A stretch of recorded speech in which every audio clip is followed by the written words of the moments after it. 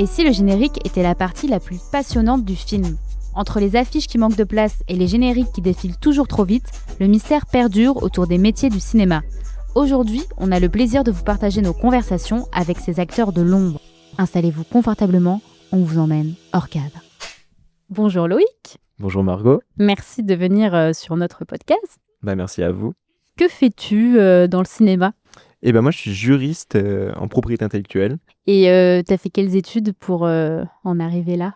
Moi j'ai commencé par une prépa d'IBL et après j'ai continué en fac de droit à Assas. Je fais ma licence, puis après j'ai fait un master en propriété intellectuelle et qui était plus particulièrement spécialisé en propriété littéraire et artistique. Donc tout ce qui est l'étude du droit d'auteur, du droit voisin, mais aussi avec un peu de propriété industrielle. Et ça a amené vraiment à travailler dans des boîtes de prod. Et d'abord en label de musique, puis en boîte de production. Tu savais donc dès le départ que tu avais envie de travailler dans le cinéma ? Non, pas du tout. À la base, moi j'ai vraiment suivi des études de droit pour voir un peu où ça me menait. Au début, je voulais être journaliste.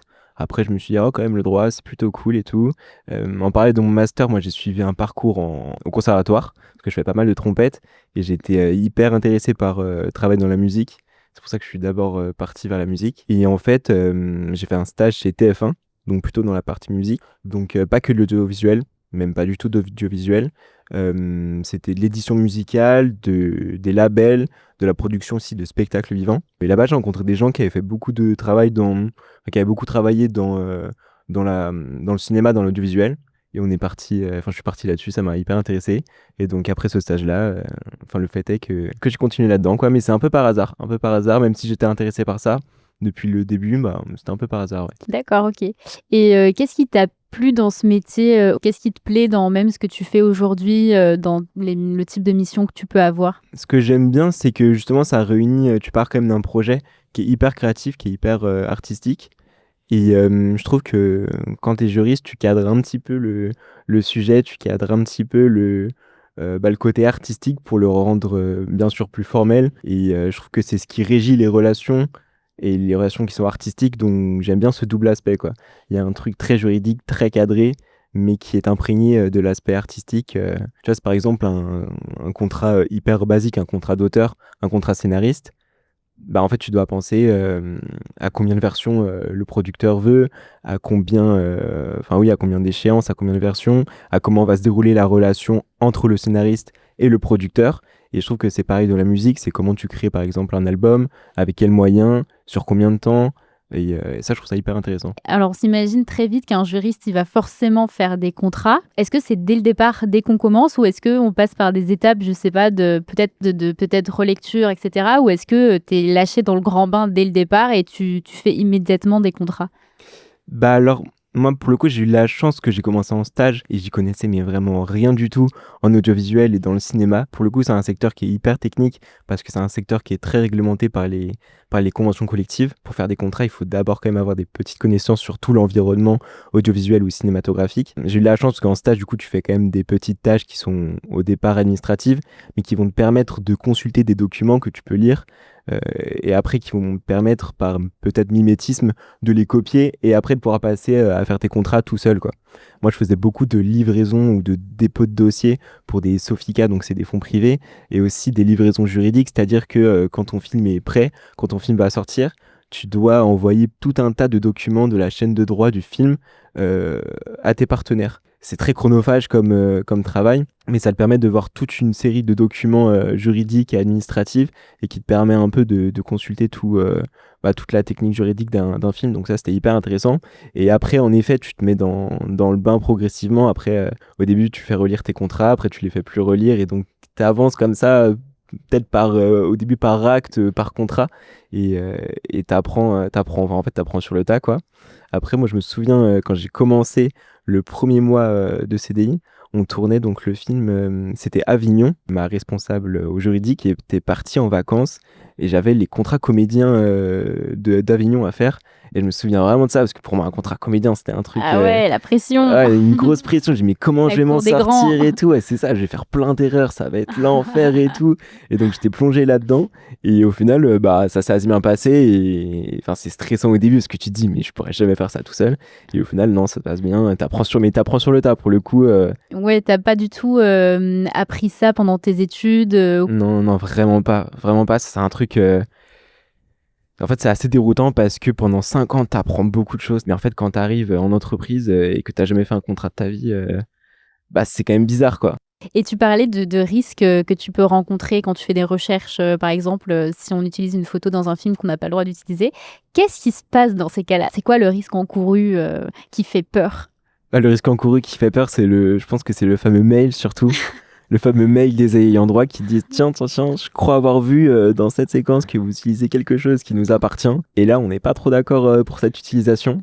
Enfin, je pense qu'il y a plusieurs cas de figure parce que le plus embêtant que tu pourrais avoir, c'est quelqu'un qui dise on n'est vraiment pas d'accord sur cette utilisation, là c'est vraiment chaud, mais ça se monnaie pas du tout. Ou alors t'as l'ayant droit qui va juste dire on n'a pas été rémunéré pour cette utilisation, et là tu peux trouver un accord, tu vois, ça va pas directement en justice. Et est-ce que toi, je sais pas, au cours de ton expérience, t'as déjà eu une histoire comme ça qui aurait dû faire l'objet d'une demande qui n'avait pas été faite et que ça s'est pas forcément très bien passé après Alors nous, c'est vrai qu'on essaye quand même de traiter ces demandes en amont du film. Donc parfois en fait t'es plutôt amené à changer un peu ton scénario par rapport à ce qui serait refusé. Il y a surtout eu dans un des films qu'on a sorti le cas d'une musique et on a oublié un éditeur. Donc sur la partie édition il y avait plusieurs ayants droit et on n'arrivait pas à en trouver un. Ou en tout cas on l'a oublié, quoi. Oui. Et là on a eu ce fameux mail. Ce fameux mail. Ça sentait le vécu, je me disais bien. Ça sentait pas bon et ça venait des États-Unis, donc beaucoup plus... Oula, sacré pays en plus. Donc beaucoup plus exigeant, quoi, sur ces... Enfin, en fait, c'était terrible. Et le film était sorti. Et donc, en fait, tu vois, c'est là ils ont un rapport de force parce que tu vas pas enlever la musique de ton film, ouais, quoi. c'est trop tard. C'est trop tard. Et là, ils t'allument un petit peu sur la négo. Et là, tu peux pas trop dire non, quoi. C'est ce que j'allais te demander. J'allais te dire, du coup, est-ce qu'on parle encore de négo ou est-ce qu'ils t'imposent plus... un prix, une négo, mais il y a un rapport de force qui est très déséquilibré, quoi. Oui. C'était chaud. Donc c'est ça, pour le coup, c'est des trucs qui sont vraiment stressants. Il y a plein de cas d'école, tu vois. Le plus connu, je pense que c'est Flunch qui utilise la chanson de Gilbert Montagnier. On va fluncher, vous le connaissez, cette... Ouais. Et tu vois, au titre du droit moral des ayants droit, ils ont dû payer une somme qui est énorme pour le coup, quoi. D'accord, ok. Et t'en as plein comme ça. J'aurais bien aimé parler aussi rapidement des adaptations, enfin des contrats de cession de droits liés aux adaptations. Donc je prends le cas de figure où un auteur-réalisateur veut adapter une œuvre littéraire, un roman. De quelle manière toi tu vas intervenir dans la négo? Comment ça se passe? Est-ce que tu vas proposer un prix comme ça? Comment tu définis ton prix pour négocier ce type de contrat-là? C'est hyper intéressant ce genre d'acte. Déjà, il faut trouver les ayants droit.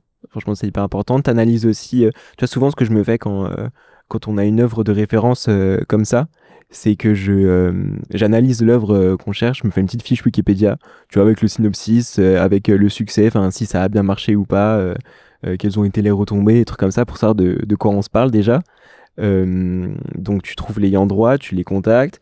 Et après, ce qu'on fait, c'est qu'on divise la négociation en 2 temps. Donc, tu as la première partie qui va concerner l'option, c'est-à-dire que tu vas geler les droits de l'œuvre pour que cette œuvre-là ne soit pas cédée à une autre personne. Pendant cette option-là, tu vas travailler avec tes auteurs, donc vraiment les droits sont gelés et toi, tu travailles des premières versions de scénario, mais les droits de l'œuvre originale ne t'appartiennent pas encore. Donc ça, c'est une première négociation que tu dois prévoir. Et pardon, je t'interromps juste sur cette première négociation. Donc, il y a un prix qui est déterminé, c'est ça? Il y a un prix qui est déterminé, enfin que tu détermines en tout cas, et ça va dépendre déjà du bouquin, enfin de l'œuvre en tout cas, et ça va dépendre aussi de la durée du gel de l'option, quoi. D'accord. Du gel des droits. Tu peux aussi avoir par exemple une première période de 12 ou à 18 mois qui va être ou non renouvelable 1 ou 2 fois, même plus. En fait, c'est assez libre. Et après, la seconde partie, donc ça va concerner la cession des droits. Et là, c'est là où ça va être bien plus cher parce que c'est là où tu vas te faire céder les droits. Mais ça, on dit qu'on lève l'option quand on n'est plus dans le gel de droits, mais que les droits vont être cédés au producteur. Et là, le prix est beaucoup plus conséquent forcément, mais tu le prédétermines bien avant, quoi. Donc là, tu es en contact avec l'éditeur, du coup Exactement, ouais. C'est l'éditeur. Dans le contrat en présence, t'as l'auteur du bouquin aussi quand même. Et ouais, c'est ça. Alors, dans une première étape, comme tu disais, de la durée, et puis après du succès du bouquin, que vous allez proposer un prix et le déterminer pour la cession des droits. Carrément, ouais. Et de l'ambition du projet aussi que tu veux, que tu projettes, quoi. C'est-à-dire ? Bah alors déjà, tu vois, les négociations, elles varient souvent, que ce soit un unitaire audiovisuel, une série ou une œuvre de cinéma. Donc ça varie. Ça varie aussi du budget de l'œuvre que tu projettes, tu vois. Est-ce que c'est une grosse ambition parce que souvent, c'est assez technique, mais ton prix de cession, il peut être indexé aussi sur le budget du film, ou en tout cas sur les financements que tu vas réunir. C'est-à-dire que tu as des financements dont une partie peut être dédiée à l'adaptation, aux frais d'adaptation. Ouais, exactement. En fait, le prix de cession est indexé donc à hauteur de... je sais pas ce qui est courant, c'est entre 1,5 et 2% en gros des financements extérieurs, quoi. Et donc, quoi qu'il arrive, faut que... en tout cas, ce serait égal à 2% des financements extérieurs. Et après, tu peux plafonner quand même. Tu peux plafonner, mais... c'est des règles à respecter, quoi. C'est ça. Okay. Ouais. D'accord. Alors, on va passer à un petit vrai-faux. Ok. Être juriste, c'est jouer avec la loi. Jouer avec la loi? Non, pas du tout. Non, c'est faux. C'est pas jouer avec la loi. Quoique... c'est dur tes trucs. Non, c'est jouer avec la loi. Quoique, en vrai, c'est un peu vrai quand même parce que tu joues pas avec la loi, mais tu l'interprètes beaucoup. Et dans ce cas-là, tu joues avec la loi un peu. Ouais, c'est vrai. Ouais, je suis assez d'accord. Mais difficile ta question quand même. C'est-à-dire qu'en fait, on peut parler d'interprétations qui sont différentes parfois de manière totalement... honnête. On va dire que les gens, c'est en pleine honnêteté, en connaissance de cause, qui vont interpréter un texte, mais parfois ça peut être interprété à son avantage. Exactement, ouais. Et en fait, c'est tout le rôle de... C'est vraiment, c'est la loi et ce que t'en fais, parce qu'un mot peut tout... peut tout changer. Enfin, ouais, exactement. Et tu peux donner plusieurs sens à un mot, et ça arrive. Après, nous, on est quand même pas trop dans l'interprétation de la loi. Notre métier de juriste, quand même, je vais pas te mentir, mais ça peut arriver, ouais. Une œuvre adaptée d'un livre nécessite l'autorisation de l'auteur ou des ayants droit. Vrai, ouais, complètement vrai. Les acteurs sont considérés comme des auteurs du film au même titre que le scénariste. Non, c'est totalement faux. Ça, les auteurs, c'est limitativement énuméré par le code de la propriété intellectuelle. Et là, je me risque à dire un article. Je vais peut-être pas me risquer. Ou alors, vous allez couper ça. Je crois que c'est 113-7 qui dit que c'est scénariste. Ça très fort.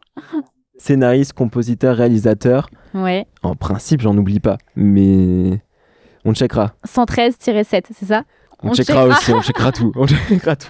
Une juriste peut être chargée de vérifier que toutes Attends, j'aimerais juste rebondir. Du coup, en plus, c'est pas un auteur, c'est un artiste-interprète. Donc, c'est vraiment deux choses différentes. Ah, alors attends, on va revenir sur notre petite phrase. Parce que ça, c'est la base du... C'est la base des droits d'auteur et droits voisins. Ok. T'as rien compris si t'as... Non, alors explique-nous tout. Alors, en fait, dans le droit d'auteur et le droit voisin, en fait, dans la propriété littéraire et artistique, t'as les droits d'auteur et droits voisins qui font l'objet de deux livres séparés du code de la propriété intellectuelle. D'abord les droits d'auteur et après les droits voisins. Donc les droits d'auteur, c'est avec tout ce qui va être auteur, donc tout ce qui est couché par écrit.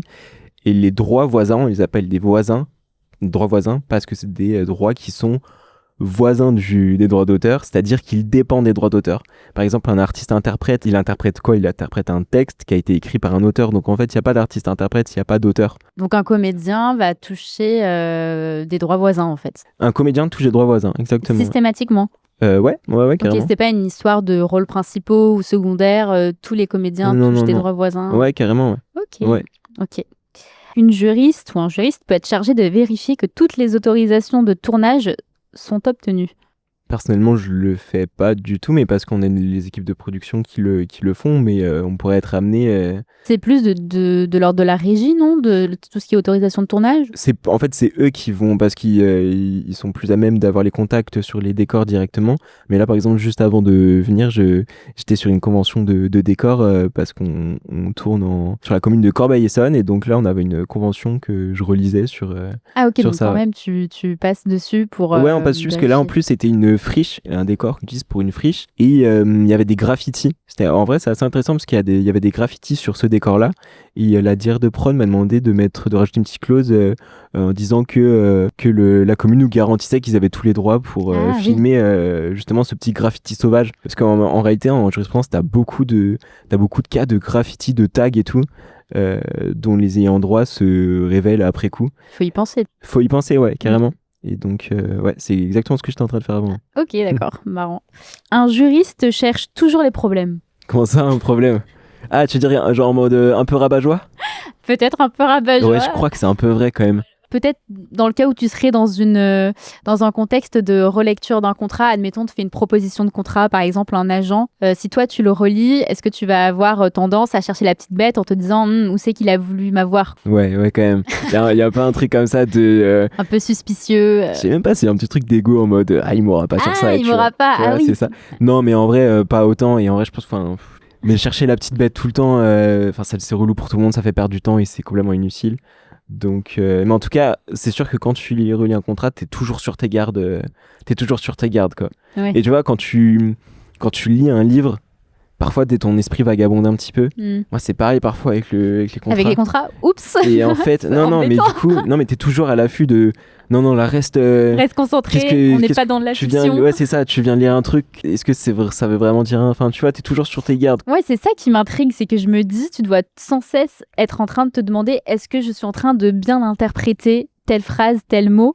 Mais en fait, t'es toujours en train de te demander, déjà, qu'est-ce qu'il y a dans mon contrat, qu'est-ce que je comprends, c'est quoi le contenu du contrat, et surtout, je trouve que il faut que tu demandes aussi ce qu'il n'y a pas dans ton contrat. Du coup, tu te poses des questions mode qu'est-ce que prévoit pas le contrat et que j'aimerais prévoir. Ouais. Et donc, tu dois rajouter des trucs, bien sûr. Ouais, en fait, il faut que tu penses à ce qui n'a pas été pensé, en fait. Ouais, carrément. Tu sais, parfois, tu finis une phrase, tu dis, ah bah ok, ça me paraît cool. Et en fait, non, faut aller plus loin. Faut envisager un autre cas, quoi. Est-ce que t'as un contrat où ça a pris genre méga longtemps et t'arrivais pas à t'en sortir et tu t'es vraiment demandé, mais comment je vais faire? Ou est-ce que, en fait, les gens sont assez alignés avec tes propositions?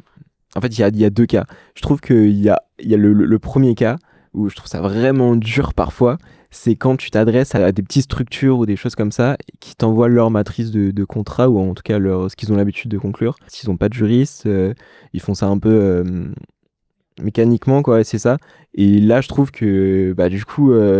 t'hésites parce que tu veux pas les saouler avec toutes tes modifications qui pourraient paraître un peu futiles pour eux, quoi. Et en même temps, tu te dis punaise, je peux pas faire signer ça, quoi. C'est terrible. Et après, le deuxième cas, en fait, c'est le point qui bloque dans le contrat et où la négociation arrive à un point où moi, je suis entre guillemets juste juriste, tu vois. Je reflète juste la volonté des producteurs. En face, mon interlocuteur est ou un juriste qui reflète aussi la volonté de son employeur. Et en fait, à un moment donné, on a beau s'appeler, on trouve pas d'accord parce que faut que ça aille plus haut. Ouais, et en fait, à un moment donné, ça sert plus à rien qu'on se parle. Et c'est là, il y a toujours un truc de est-ce qu'on peut encore faire quelque chose de notre niveau ou pas. Et là, ça prend souvent du temps pour des broutilles, mais ça peut, par exemple, les derniers contrats comédiens qui ont pris du temps, c'est parce qu'on n'était pas d'accord sur une position au générique, par exemple, tu vois. Et ça, en fait, tu peux avoir tous les arguments juridiques au monde, ça te fera avancer nulle part, quoi. Et du coup, à quel moment, dans toute ta partie négo, alors peut-être plus au stade du développement, le producteur ou la productrice va intervenir dans ta négo à toi? Déjà au début, pour savoir quelle relation est établie, quel budget on a, où on veut arriver. Moi, j'envoie ma première version. Là, je renvoie un retour et on a un ping-pong comme ça qui peut arriver même jusqu'à 10-11 versions comme ça. Donc, à chaque version, s'il y a un point qui bloque, parfois, tu sais que le producteur lâchera pas sur ça, donc tu le lâches pas. Mm-hmm. Et parfois, quand la demande en face est aussi du bon sens, tu t'en parles avec le producteur et donc on voit ce qui est possible, quoi, ce qui est aménageable. Et après, c'est là où c'est intéressant, c'est qu'il faut pas non plus être cambré sur ses positions. Il faut trouver un juste milieu et il faut être force de proposition aussi avec ton interlocuteur. Mm-hmm. Et donc, ouais, c'est comme ça que ça se passe, ouais. Est-ce qu'il y a au niveau juridique des choses interdites à mettre dans un film ? Ouais, il y a des trucs interdits. Par exemple, je pense directement au placement de produits d'alcool. Pour des marques, par exemple, et tout ça, si ça n'a pas été vu avec eux avant, j'imagine que qu'on n'a pas le droit ? T'as le droit de rien mettre qui est la propriété d'une personne ou d'une entreprise sans leur autorisation, quoi, clairement. Et là, les exemples sont tout le Multiples, temps, ouais. ouais, sont hyper nombreux. À chaque début de tournage, on s'interroge sur plein de questions. Par exemple, le dernier, c'était sur le prochain film de Grégoire Ludig, sur l'utilisation de la Golden Bar. Tu sais, c'est le jeu au début d'un match. C'est un spectateur qui vient sur le terrain et qui doit toucher la barre transversale pour gagner un chèque de 1000 euros. Et ben en fait, la Golden Bar, c'est une marque déposée du PSG. Et moi, je savais pas du tout. Et en fait, on a remarqué que c'était déposé par à l'INPI. Et du coup, on a dû contacter le PSG pour avoir leur autorisation. Ça, tu vois, sans autorisation, normalement, c'est interdit. Après, je pense que ça aurait pu passer, ça. Enfin, moi, c'est ma anecdote préférée, je crois. C'est une photo de Brigitte Bardot qu'on a dû clairer.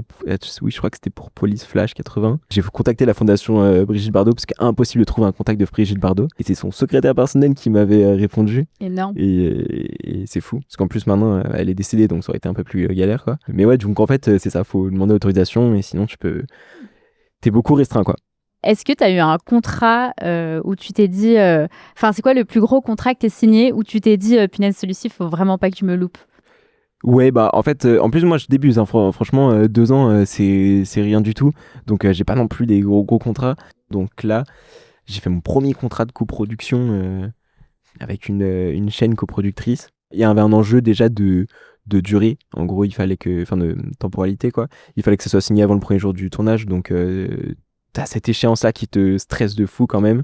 Parce que tu te dis que là, si t'arrives pas à te mettre d'accord, t'as pas un mois pour discuter, quoi. Et forcément, bah, t'as un enjeu de montant à chaque fois Puis en plus, c'est une qui est dur. coprod, donc c'est hyper important pour le Ouais, financement du film c'est et clair. ça engendre plein de Carrément. questions financières derrière, quoi. Ouais, carrément. Donc, Ok. ouais, ça doit être ça, ouais. Est-ce que tu peux nous reparler un petit peu des placements de produits? Comment ça se passe en fait dans un film quand on dit on a un placement de produit? Et bah, quand on dit qu'on a un placement de produit, c'est-à-dire qu'on va chercher des partenaires, on leur propose de mettre en avant leurs produits ou leurs marques dans le film.